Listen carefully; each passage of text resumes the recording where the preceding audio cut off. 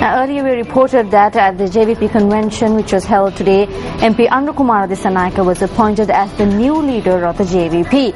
Now, following the post-convention meeting, the new leader of the JVP, Anukumara Dissanayake, and former leader Somwan Samarasinghe expressed these views to the media.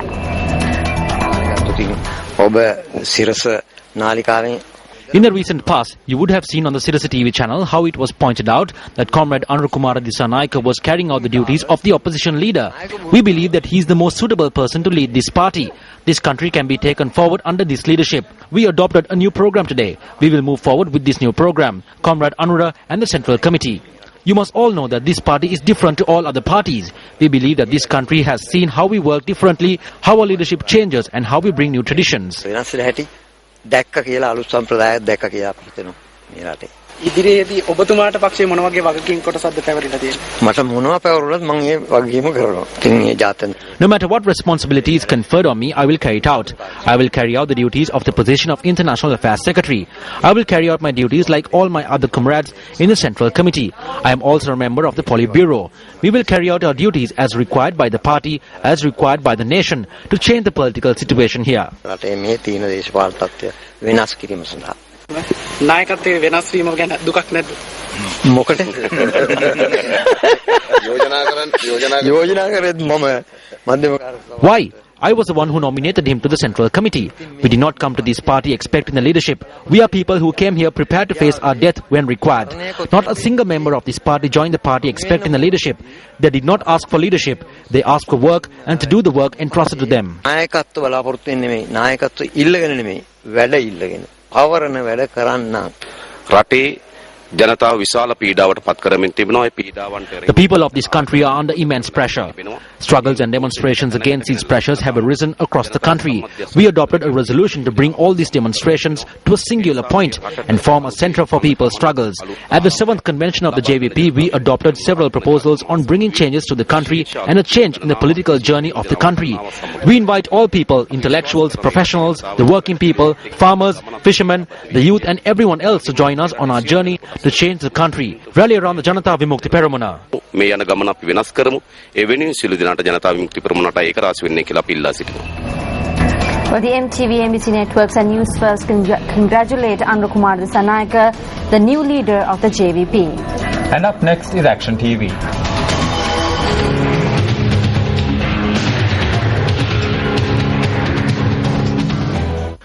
Last Saturday, Action TV pointed out that a crisis situation has arisen as a result of the closure of a company which the Ministry of Education signed an agreement with to provide 5,000 computers to 1,000 selected schools, closing down before the tenure of the agreement concluded.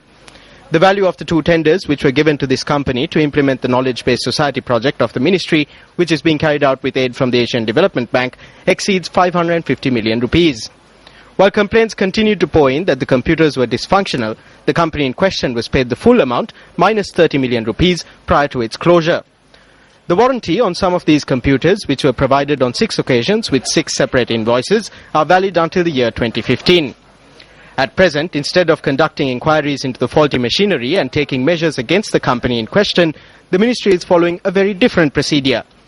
The Ministry has now entrusted an Indian company with the responsibility of repairing the faulty computers, using the 30 million left over from its transaction with the other company to pay this Indian company.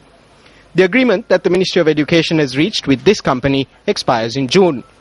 Meanwhile, another project that has been implemented under the Knowledge-Based Society project, for which the current Education Secretary once served as director, has now disintegrated. The project in question was to establish an education management information system. When the President arrived to conduct the progress review meeting of the Ministry of Education on the 18th of February last year, the Ministry had the web portal for this project declared open by the President. The current status of this proposal affirms that the Ministry has also attempted to deceive the President. This portal provides the same response to any person who makes a request for data through it. In simple terms, it notes that registration is being considered and that it will be confirmed in the near future. This also lists the telephone numbers to contact 2 national coordinators of this project and several provincial coordinators. The responses that Action TV received when we made inquiries regarding the system from 3 of the coordinators contradicted each other. This also notes that the official who functioned as the national coordinator of this project when it was initiated 2 years ago still functions in that position. However, this official, who retired 13 months ago, now serves as a consultant on this project. The fact that the official who could not successfully complete this project is being retained as a consultant on a contract basis is also problematic. Shouldn't inquiries be made into what exactly is happening to international loans at Isrupaya under the guise of establishing a knowledge-based society? Secretary to the President, this is over to you.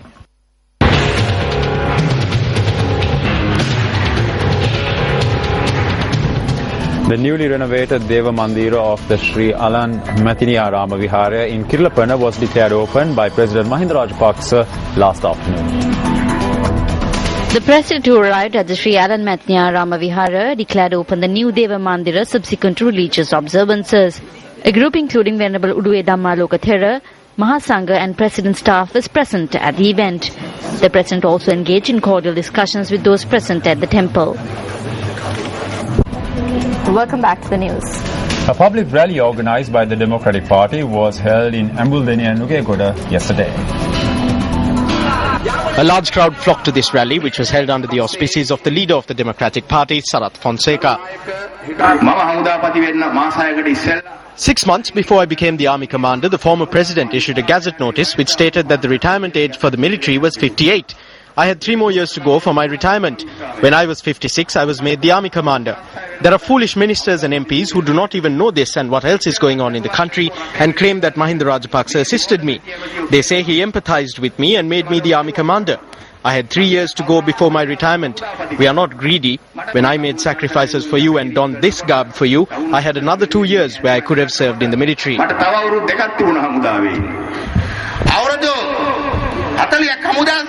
He served in the army for 40 years. He had brushes with death on 3 occasions. This leader came to us from death, but even his pension has been taken away. They have stolen that too. The leader who put his life on the line for this country has been deprived of his pension. The leader who ended the war was seated on a plank in the Walikada prison with a prison jumper on. We ask the people of this country if this is just.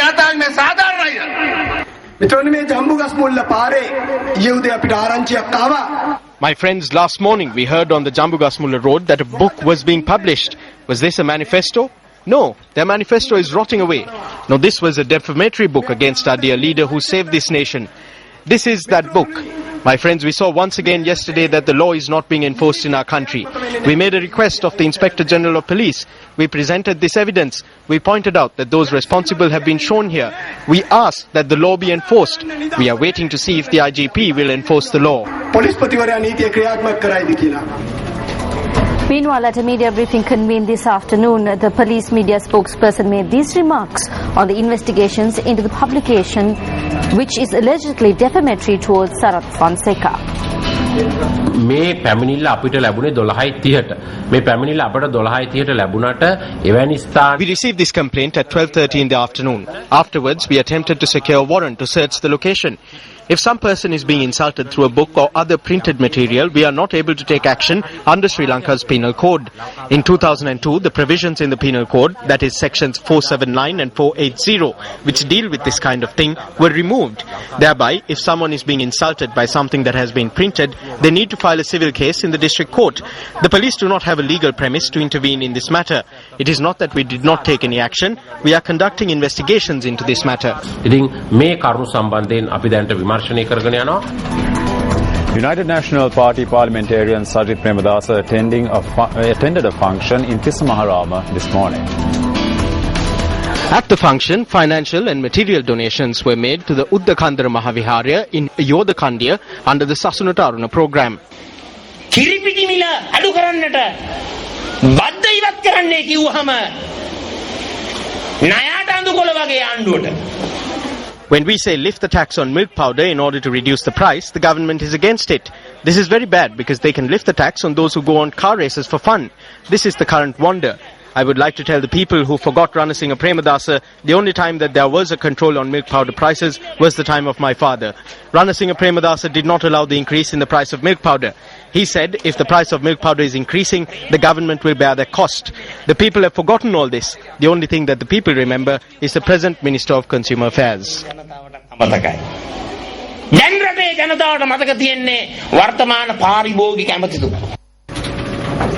UNP parliamentarian Sujiva Senasinghe participated in an event held in Mattakuliya this morning. The event was held to donate new equipment to the Sri Gamini Dhampasala at the Sri Vikrama Mahaviharya in Mattakulya. The best we can do is to provide a good education for these children and create a brighter future. Although these children might not even have their breakfast, if we help them and if we develop this country and if we do what is right, then education and all 3 meals can be provided to these children and their children. The churches and all other religious establishments can show us the right path. During my political career, I hope to provide these children a bright future by engaging in politics devoid of corruption. A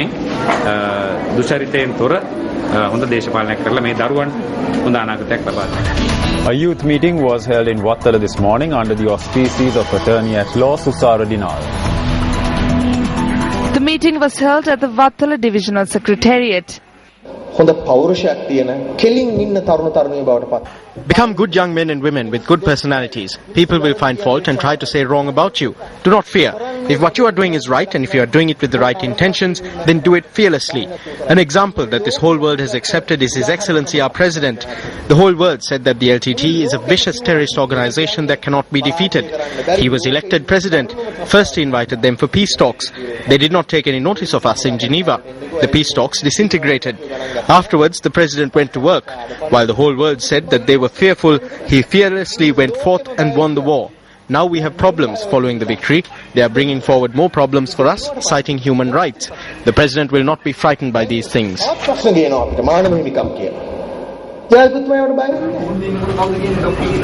2014 Colombo District Conference, the Kanta Sari organization, was held yesterday. The conference, which was held at the amphitheatre at the Vihara Mahadevi Park in Colombo yesterday, was organised by the AJM Muzammil Foundation. Feroza Muzammil's political campaign for the Colombo district at the upcoming Western Provincial Council election was also launched at this event.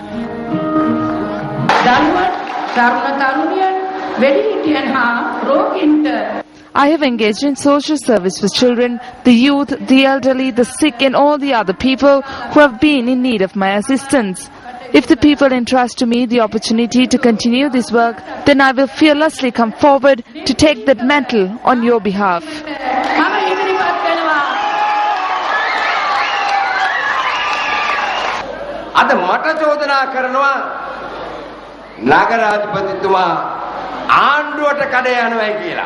Allegations have been levelled against me. They say the mayor is supporting the government.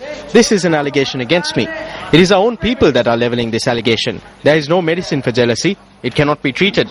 Dear God, what am I supposed to do? I have no cause to clash with the government and the Urban Development Authority. I cannot have progress in this city without the assistance of the government.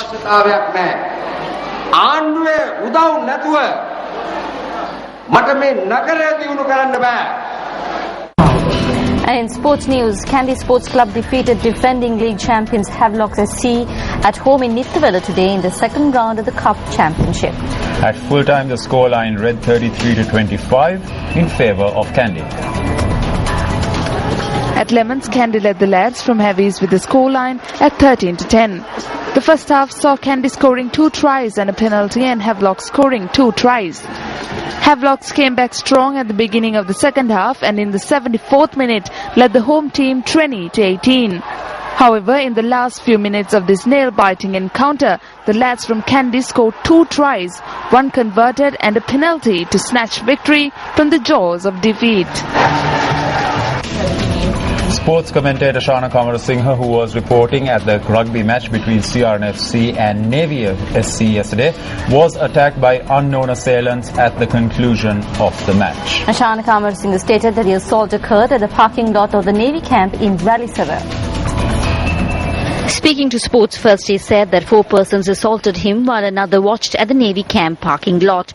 He further stated that he has informed the Kirillapana police regarding this as well. The Sri Lanka Rugby Football Union also confirmed that Shana Kamarasinghe was assaulted at the conclusion of the rugby match between CRNFC and Navy SC.